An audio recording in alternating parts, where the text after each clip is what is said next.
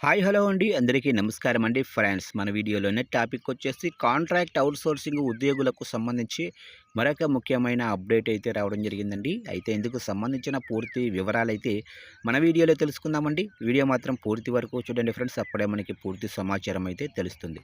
Late చేయకుండా టాపిక్లోకి వెళ్ళిపోదాము. సమస్యల పరిష్కారానికి గతంలో లోకేష్ హామీ, 2 ఏళ్లు అవుతున్నా స్పందించని చంద్రబాబు ప్రభుత్వం 15న మంత్రి ఇంటికి కుటుంబ సభ్యులతో మహాపాదయాత్ర. ఇక ప్రభుత్వ పాఠశాల నిర్వహణ, విద్యా బోధన, చిన్నారుల ఆలనా పాలన, పాఠశాల నిర్మాణం ఇలా అనేక విధులు నిర్వహిస్తూ విద్యాశాఖ కార్యకలాపాల్లో కీలకంగా వ్యవహరిస్తున్న సమగ్ర శిక్ష ఉద్యోగులు పోరుబాట పట్టనున్నారు.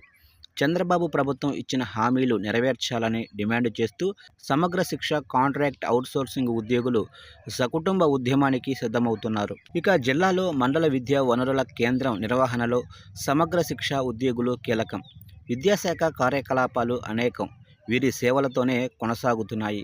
అటువంటి ఉద్యోగులు ఏళ్ల తరబడి అనేక సమస్యలు ఎదుర్కొంటున్నారు.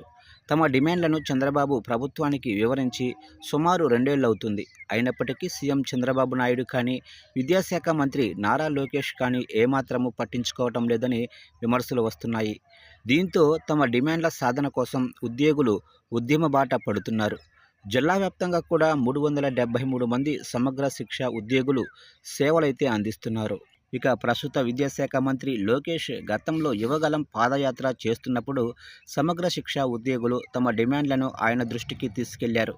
తాము అధికారంలోకి రాగానే పరిష్కరిస్తానని అప్పట్లో ఆయన హామీ ఇచ్చారు. కానీ అధికారంలోకి వచ్చి 2 ఏళ్లవుతున్నా డిమాండ్లను విస్మరించారు.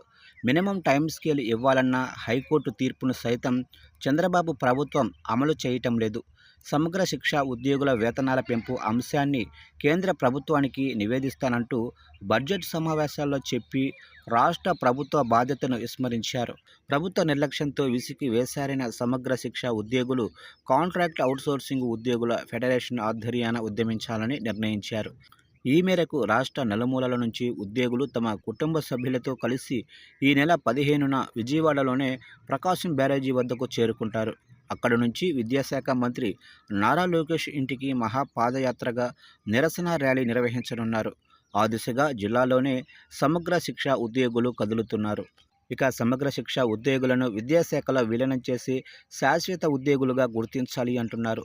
అవుట్సోర్సింగ్ సిబ్బందిని కాంట్రాక్ట్ పద్ధతిలోకి మార్చాలంటున్నారు. రాజ్యాంగపరంగా పౌరుల హక్కుగా ఉన్న సమాన పనికి సమాన వేతనం చెల్లించాలంటున్నారు.